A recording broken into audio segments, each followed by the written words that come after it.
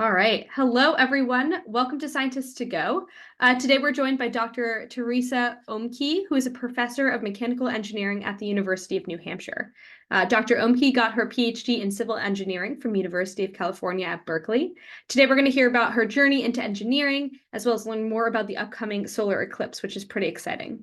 Last thing before I turn it over is that remember, we'll end with a Q&A today. So if you have any questions throughout the program, please make sure you put them in the chat and then we'll get to them at the end. So without further ado, I'll turn it over. Hi, thank you for that introduction. Drew and Terrence, thank you for inviting me. I'm very excited to be here.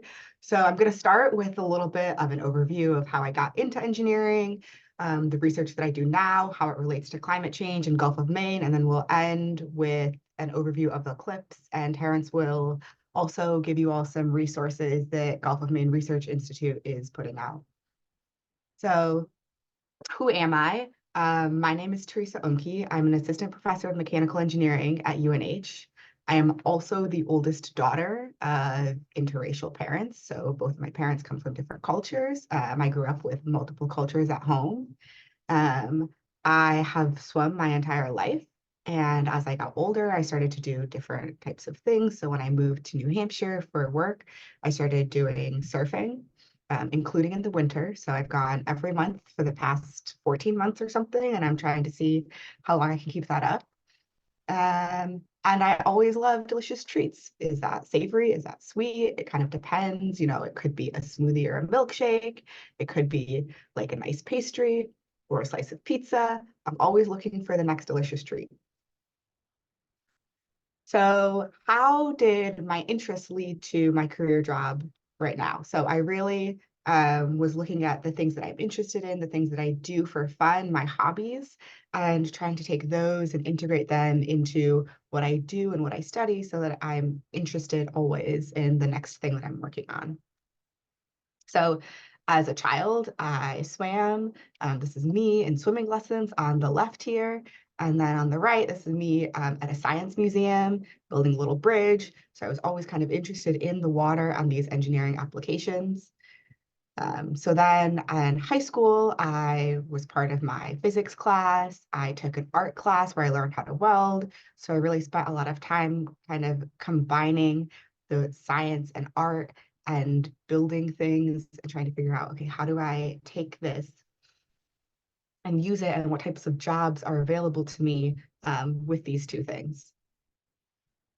So after high school, I went to MIT to study environmental engineering. I did a lot of classes that built my foundation in lab work. And then I also, outside of class, did some field work. So these pictures on the bottom left are me in Hawaii with a group of students presenting on research we did about the volcanoes there. And then on the right, I visited University of Minnesota and did research over the summer. So I spent a lot of time kind of doing different types of research and exploring what my interests were. Then after I graduated, I was still unsure exactly what I wanted to do. So I did a little bit of science education work. I worked at the National Museum of Natural History with a whole bunch of high school students, teaching them how to do research. Decided that I kind of really liked working with younger students and teaching them everything that I had already learned. So I then went to graduate school at UC Berkeley. I studied turbulence. So here in this middle picture is my turbulence tank. It's actually taller than I am. So I'm standing on a ladder here, and in order to clean it, I take a brush that you would use to clean like a water bottle and tie it to a big stick, and then just kind of have to scrub the whole thing. So it takes a while to clean everything. And then after I graduated at UC Berkeley, that's when I came and moved out to New Hampshire and started doing the research that I'm currently doing. So what is that research? What am I currently doing? What did I work on during my PhD? And how did that help get me to where I am right now? So my research broadly covers pollution and transport in complex environmental flows. So those just mean that it could be groundwater, which has lots of little pores and holes in it. So it's pretty complex because there's a lot of different obstacles for the water to go through. It could be in turbulence, which is chaotic and spinning and has a lot of swirling motions. Um, it could be in waves in the ocean or something happening in the atmosphere. So kind of any of these kind of flows that have multiple different components to them. And so part of my research is on these plastic transports. So you can see here, I have these little plastics and they're on my hand. So that's a normal sized hand for scale. And they spin around in this giant turbulence tank. So this is what it looks like. And I'm trying to characterize how quickly do these plastics move? How do they spin? How do they tumble? And what can that tell us about where plastics go and are collected in the ocean? I also look at the motion of small oceanic organisms. This is a ctenophore or a comb jelly. And right here, this is not my hand, but another hand for scale. I'm looking at how does this jelly get nutrients to it? And so in order to do that, I built these dissolving particles. So I used sugar to create these particles that dissolved in water so I could figure out, well, if the sugar is the nutrients, how does that go away from the jellyfish? And so these are some of the research projects that I undertook when I was studying, and they weren't easy. So to make those sugar particles, I did over 150 failed tests. So I tried 150 different recipes to get the best one. So making these sugar particles is a little bit like making caramel. If you want to do a caramel apple and you have caramel and it's maybe a little bit too hard or a little bit too chewy and it sticks to your teeth, and you want something that will stick to the apple, but it's also easy to bite through. And so that's what I had to try to do, is figure out kind of what's that perfect sugar consistency, what's that perfect caramel. And I had to fail 150 times or more before I got there. So science, a lot of it is kind of learning from your failures and your mistakes. And I wasn't alone doing this either. I had 4 undergraduates who helped me doing this research. And so without them, I would not have gotten to where I was, because sometimes I would just say, okay, like we had a failure. Let's try this different iteration. And so my undergraduates who are working with me would try many, many iterations. So I'd say maybe 50 of these are my failures, and maybe 25 of each of these come from the undergraduates who helped me create this recipe. So eventually I was able to get this shape, this particle that kind of floats like you see in this picture here. It dissolved in the way that I wanted, and I was able to use this to finish my studies to then become a professor. So after I became a professor, I started different projects. I have one currently that is directly related to climate change. So I'll talk about that a little bit before talking about how I study the Gulf of Maine and then going into the eclipse. So at UNH, we have something called the Flow Physics Facility, which is a giant wind tunnel. So it's 72 meters long, which is 3/4 the length of a football field. And it's about 3 meters tall, so 12 feet tall maybe, and 20 feet wide. So from one side of it, this bottom right corner is a picture looking all the way down to the fans, and the fans are kind of what moves the air through the tunnel. So what I did was I looked at what happens when you release methane into that tunnel.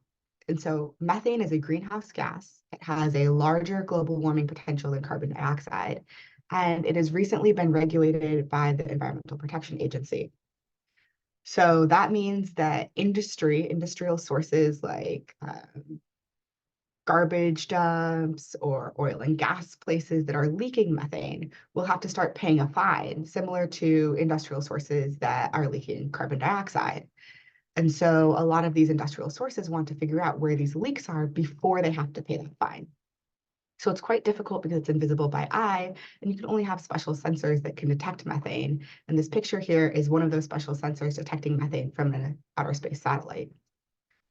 So in order to make that invisible methane visible, I put fog into the wind tunnel. So I basically took this giant football field sized tunnel, turned all the lights off, blocked all the windows, and added fog and lights.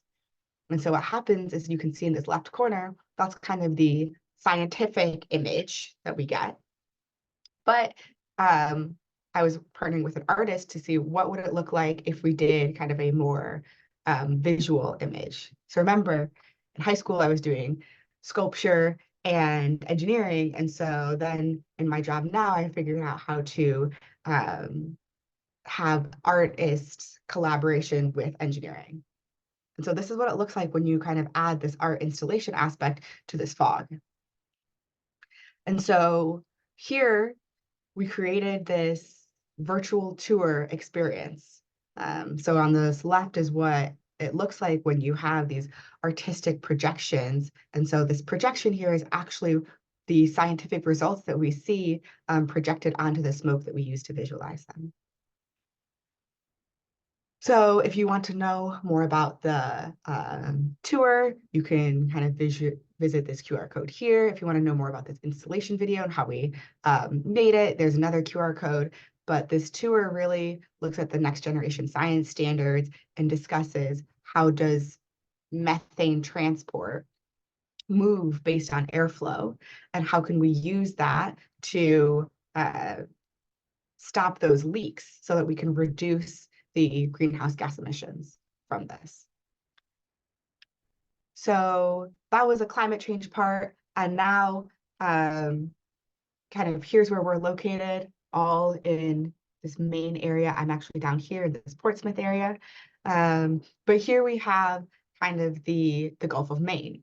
And so one of my research projects also actually works pretty specifically with this Great Bay estuary down here in the southern part of the Gulf of Maine. So I'm looking at eelgrass in the Great Bay estuary. And so here's a picture of these eelgrass. This is me out in the field sampling and collecting these. And these are the eelgrass seeds that I'm actually studying.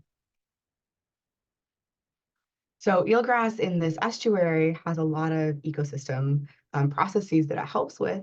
It provides habitat and food for aquatic organisms. It helps the waves become smaller before they hit the land. But recently it's been in decline, often because of disease, pollution, or other man-made disturbances. And so here's a blown up picture of the estuary, and all of these letters are different sites that we went to and collected those eelgrass samples from. And so what I did was I actually looked at some of these eelgrass samples in the laboratory. So here, this is not as long as the other one, I have this oscillating wave tunnel. So if you want to see how tall it is, this is me for scale. This is one of my collaborators. She tells me she's exactly 5 feet tall. So if you want to know what 5 feet tall looks like compared to this tunnel, here we have it. And what this tunnel does is that it actually oscillates. So it moves back and forth and it creates waves inside of it. So we can look at when there are waves in the estuary, how does that eelgrass move and how do those eelgrass seeds move to try to figure out if we were to plant seeds in the estuary, would we be able to repopulate that eelgrass? So I made all of these eelgrass mimics, and these are different patterns that we put them in, and we created these patterns based on those field samples that we made. But we took these plastic eelgrass and put them in that tunnel. So we put them in the tunnel. Here we have the eelgrass, and the water is flowing from the left side to the right side. And here we have these fluorescent particles coming in. So we have black light on the tunnel, which is why everything is blue. These particles are glowing yellow. And so what I did was I counted where each of those particles landed. So here's a little schematic of what happened. I have the water moving from the left side to the right side. I released these particles. They were the glowing yellow dots, and they are made to mimic these eelgrass seeds. And then I counted where they landed. So this is this S, this is their settling distance, the horizontal settling distance. And so I decided, did they land in bin A, B, C, D, E, or F? And what this can tell us by counting these is how much the water velocity influences how far those seeds move. And so then if you wanted the seeds to land at a certain location, you can measure the water velocity and say, I want these seeds to land 1 foot away from where I'm releasing them. So at this water velocity, I need to release them at this depth. So that's some of the research that I'm doing. So now we get to the exciting part, the upcoming eclipse. So the eclipse, here's just a little brief overview of what the eclipse is and how that works. Well, first, in order to understand a solar eclipse, we have to understand what do we know about the sun. We know that the sun rises and sets. We know approximately where it rises and where it's going to set every day because it has this annual cycle. So every year it does approximately the same thing. It's constant and predictable. So the Earth is going to keep rotating. The sun is going to keep rising and keep setting, whether there are clouds out or a snowstorm, whether we can see it or not, it's still there. But when you have a solar eclipse, you have the sun on the left here, and you have the moon that blocks that sun shadow. So if you're in this small shadow, which is the umbra, then you have this total solar eclipse, which is why that band, if you've ever seen those pictures, and I have one in a couple of slides, is so small. But if you're in this larger shadow, you're in the penumbra, and so that's a wider band. And that's the moon shadow that actually gets wider as it gets closer to Earth. And so then you'll see a partial solar eclipse. And so basically the solar eclipse is there's the sun, then there's the moon blocking the sun, and then there's the Earth. And so the moon is actually much smaller than the sun, but because it's closer, it can be big enough to block it out. And so what will we see on April 8th, 2024? Well, we may see a sun with sunspots if we're looking through a telescope. We could see this diamond ring outside of it. We could see a whole bunch of other features. And once you have totality, that's when you're able to take your glasses off. So just want to make sure that no one is ever looking at the sun without solar eclipse glasses. And that even if you're taking pictures, you would want to take pictures through the lens of the solar eclipse glasses on your phone or something in order to kind of see what we're seeing here. So what time will it be at? Well, at this area where this band is, it will be about 3:30 p.m. So you'll have almost 4 minutes of totality. And even outside of this band, you can see probably up to 90% of totality. So here is kind of a more zoomed in area. So I am even down here off the bottom of the screen, but up here in Maine, this is kind of the path of totality. And then even out here, you'll see somewhere between 90 and 95% of this kind of total blocking of the sun. You might even see something that looks like this. So here's a composite, kind of as the moon starts to block the sun, as it's completely blocked, and as it goes away. And so actually in 2017, when this happened, I was in California. So it's quite exciting for me because I got a chance to see the total solar eclipse in California without kind of traveling. And now I'll be here in April to see this other one in the United States. So NASA has a lot of different materials that we can all access. So here's the website if you want to look at that. They also have these kind of eclipse glasses. So just to make sure you need eclipse glasses in order to look and view this eclipse. And if you go down here, you may even be able to request some glasses. There are kind of specific parameters around who's able to request them. But if you are doing an eclipse event, often you can be sent these. And then there's also a whole bunch of different presentation material and activities here that can be accessed online. A little bit closer to home, well, for me, we have the University of New Hampshire Observatory, which has eclipse events as well. So for this area, you'll have the eclipse that starts at about 2:15, mid-eclipse at 3:30, and ends at 4:40. And so if you're up around Lancaster, New Hampshire, you might see 100%. So totality there, but other places up to 90, almost 95%. And then Terrence will talk about this a little bit more, but the Gulf of Maine Research Institute also has some resources about the eclipse, and you can see those at this website here. Okay, so I know that was kind of fast. I wanted to make sure that we left enough time for questions at the end. So please ask me about anything, any of the climate change research, how I got here, the Gulf of Maine research, or even a few questions about the eclipse. Awesome. Thank you so much. That was amazing. Terrence, before I turn over to questions, do you want to pop on and talk about any resources you want to share? Yeah, of course. Thank you, Drew. And thank you so much, Theresa. That was fantastic. Really great to hear about your research. And just to shout out, I wanted to come on as the Eclipse coordinator at GMRI and to say hi. So great to see so many of you here. And just to highlight the page that Theresa's got up right now, this Path of Totality on the GMRI website. One thing, in fact, Theresa, if you could scroll down a little bit, you can sort of help me with this. There's a couple of things on there I just wanted to draw your attention to. There's a couple of resources.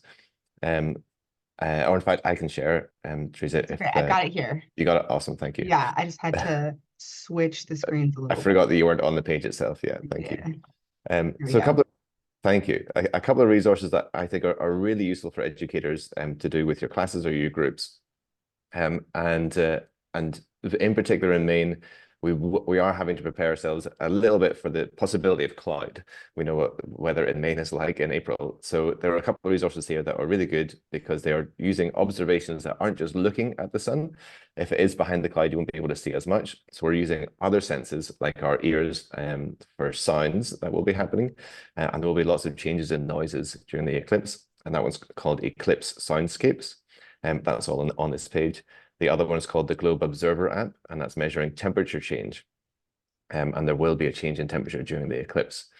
So there, thank you, those are those two there. And then the third one I really want to highlight is Eclipse Nature Notes. And this is something that GMRI has been using in the past, and it's a science writing frame. So you get to write your science writing observations from the eclipse, from the soundscapes, from the observer app, from any other observations you're taking, and you can write it up into a piece of science writing, and then we're going to put it on a map, on an interactive map for everybody to see, so that we have this lasting impact from the eclipse. So we're not forgetting about it on April 9th. We're putting it out there. So just wanted to highlight that. I'll put my email in the chat if anybody has any questions. Please feel free to get in touch. I'm really deep in the eclipse stuff, so I can help in any way I can. And thank you. I'll pass it back to you folks, Drew, and to Theresa, and thanks for being here. Great. Thank you guys so much. And for any educators listening in, I'll be sending out a link to all these resources so you can make sure you have them all in one place. But we have so many great questions coming in, so we'll just get started. So the first one is, do you know of any research about the effects of the Gulf of Maine temperatures from the Canada wildfire smoke, including black carbon particulate emissions? So how is the warming Gulf of Maine temperatures affecting how smoke is traveling?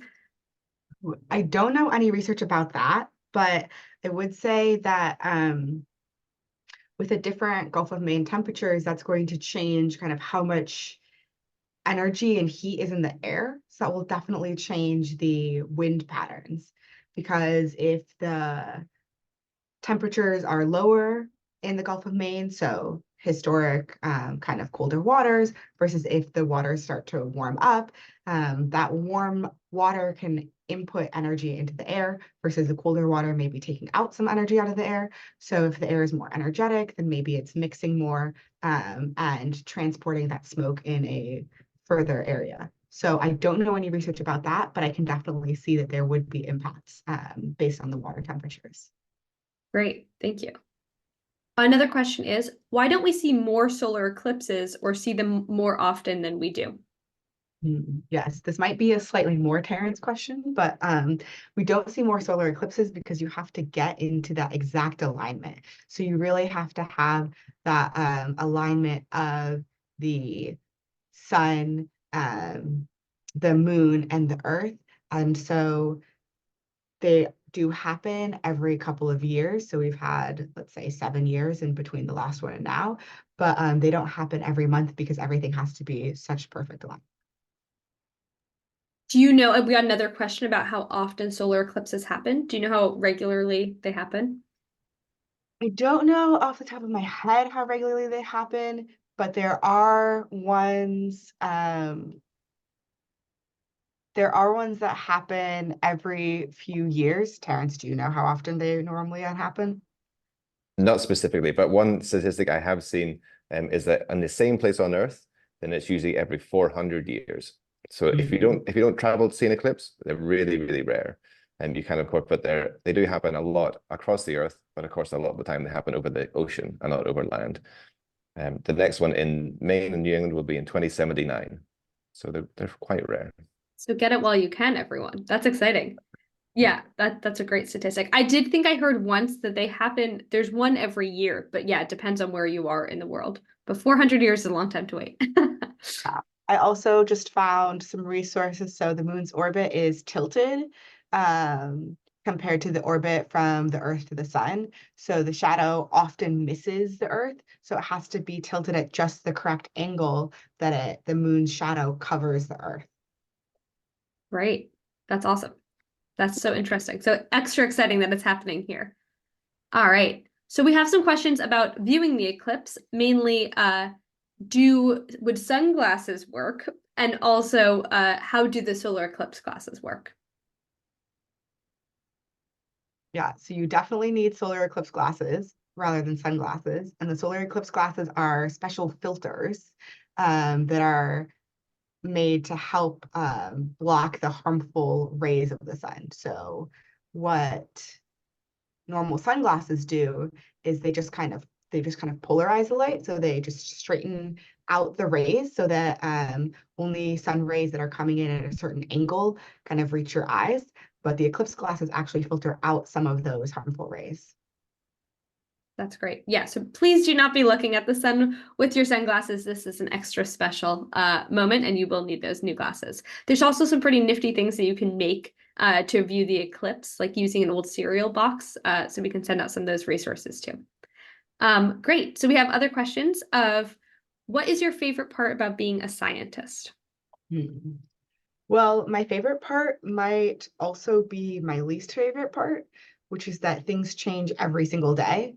So some days I want to walk into work and not have any surprises. And some days I really enjoy having a surprise every single day. So something is different. I work in 3 different buildings. So if I ever get tired of one office, I can just walk across campus to the other office, which is really nice, but also means that sometimes it's difficult to get to every single project that I have every single day.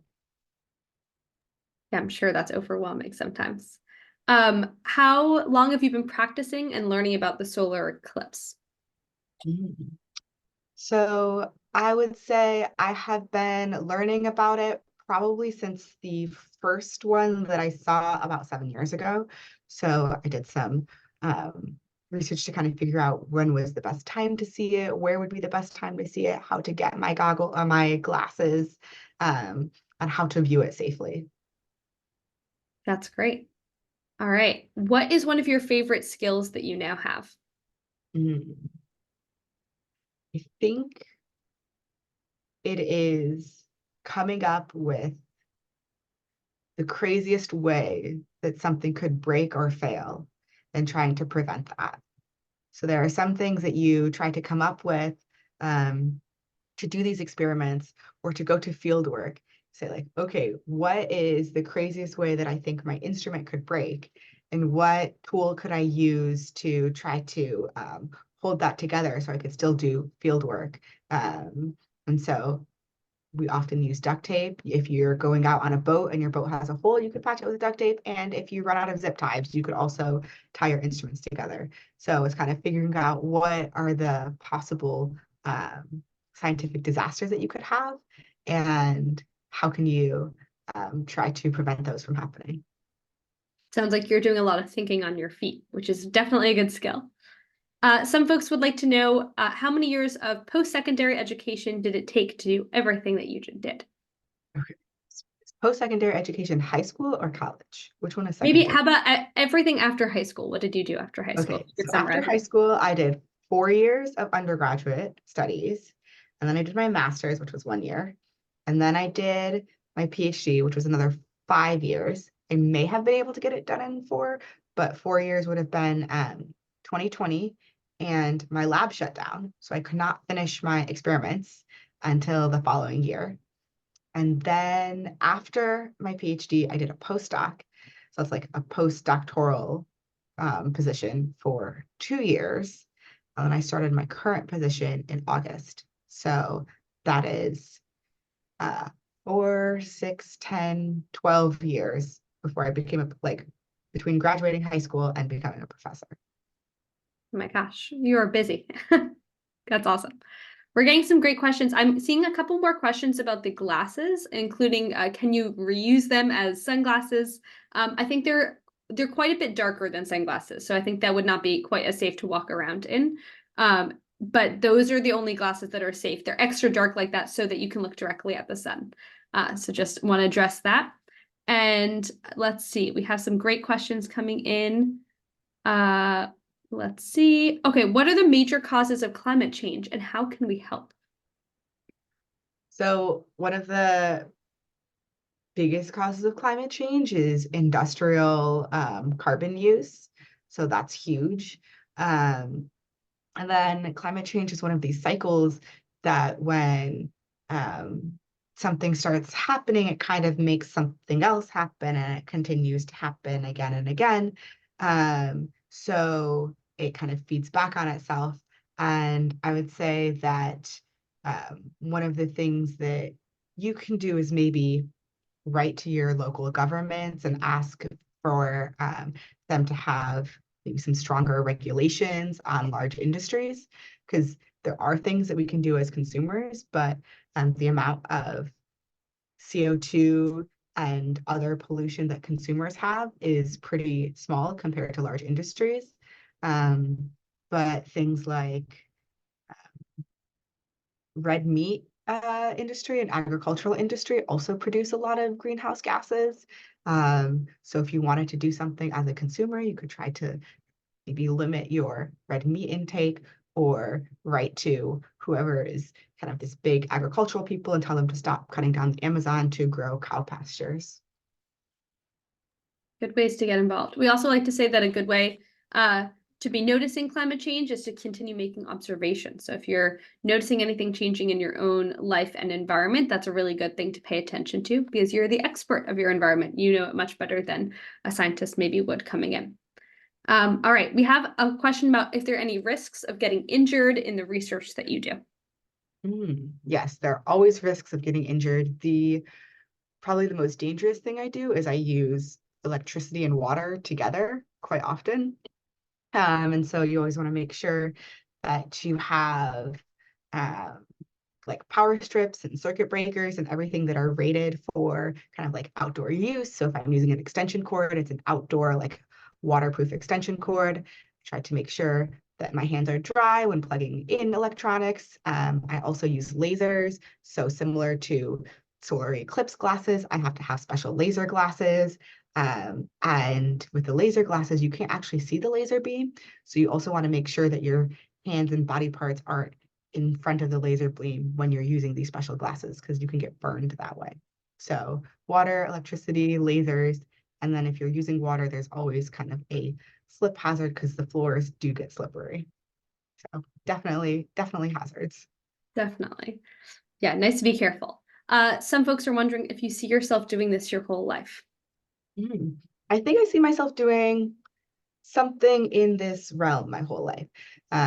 There is this kind of pattern with professors where as they get older, their students get into labs more. They kind of just give advice to their students. So will that one day become me? I'm not 100% sure. But I do see myself doing something along the lines of field work or laboratory research. That's great. All right, I'm seeing more glasses questions. And you know what? I realized that I actually have a pair of Solar Eclipse glasses right here. So there's if I put them on, everything disappears. I can't see you at all. If I were to just hold it up to the camera, it would just go completely black. But just to answer those other questions, they can fit over other glasses. They would not be good for anything but looking at the sun. Someone asked about looking at the laser beam. Probably don't do that, but only with these glasses can that be safe. If you want to see the solar eclipse without these, there are other ways to do that, and I'll put those resources in. I just saw another question about that. So you can use the glasses to look at the sun when there's not a solar eclipse happening. You can look at the sun anytime, but you don't want to look at the sun without special glasses. Yeah, these are much stronger than a sunglasses. Awesome, great. Let's see, there was other questions about, what happens during the solar eclipse? If you could say that again. Some people were asking if it was safe and what to expect when it got dark. Yes, so during the solar eclipse, the moon moves in front of the sun. And so you only want to take glasses off if you're in totality. So that's only for a couple of minutes in those locations where it says that you are going to be completely shadowed by both of the moon's shadows. So if you're not in those locations on the maps, then you would never actually have the moon completely covering the sun. So you'd want to keep your glasses on the entire time. That's great. And then I know you maybe mentioned the soundscape, Terrence, or is there anything else you want to add, either of you want to add about what that experience is like, since it's pretty unique when it goes total? I have never experienced totality, but everything that I see that as I'm in this role is that it's quite something to be in totality itself, because it's so rare. I mean, there's nothing like it where you see the moon cover the sun. And so some things that I've heard people mention, and Theresa, you might be able to contribute some experience from the eclipse that you've seen. Things are that it looks like dusk all around you because you're in quite a small shadow. The shadow is only a bit over 100 miles wide. Then it looks like dusk all around you. So everywhere you look 360 degrees, it looks like the sun is setting because there is sun over there, but you're in the shadow. And you will see hear the animals react as if it's dusk time. So you will see a lot of changes in the sounds, and that can be anything from insects to mammals to birds, are all reacting to the eclipse itself. And you will feel it getting colder. And that change in temperature does affect the weather a little bit. The clouds will change and the wind might change as well. So there are quite a lot of changes in that totality. If you're outside of the path of totality, you will still see some of those changes, just not as pronounced.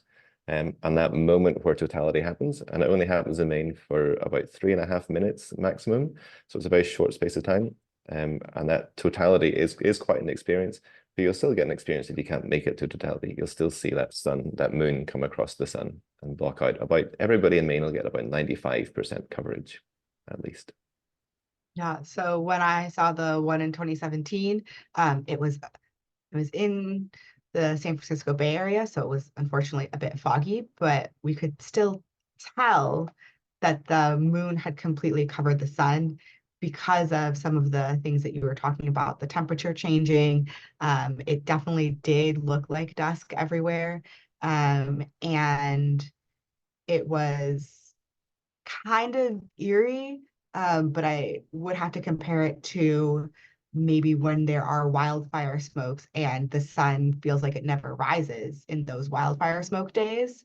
I would have to compare a little bit to that because you the sun's there, but you can't feel it because there's so much blocking out the sunlight.